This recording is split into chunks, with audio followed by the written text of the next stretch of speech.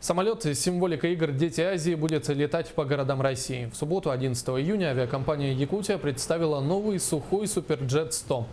Он прошел проверку системы двигателей и соответствует необходимым требованиям. Это уже третье подобное воздушное судно, которое приобретено главным авиаперевозчиком республики. Отличие нового Суперджета от двух других самолетов в том, что он взят в рублевый лизинг. Благодаря поддержке федерального правительства самолеты «Сухой Суперджет» теперь доступны и в рублевой ставке. То есть это вот льготная программа 32 воздушных судов. И вот это первое воздушное судно, которое прибыло в авиакомпанию. Когда мы приобретали этот самолет в 2012 году, валютные кредиты, в принципе, ставка по ним, как и сейчас, она была намного ниже.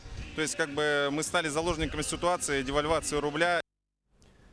Первый рейс новый самолет выполнил уже в минувшее воскресенье по маршруту Якутск-Новосибирск. Сейчас ведутся переговоры, чтобы перевести два ранее приобретенных суперджета с валютного на рублевый лизинг. И как нам сообщили в авиакомпании «Якутия», к концу этого года они собираются взять еще два самолета «Сухой Суперджет-100».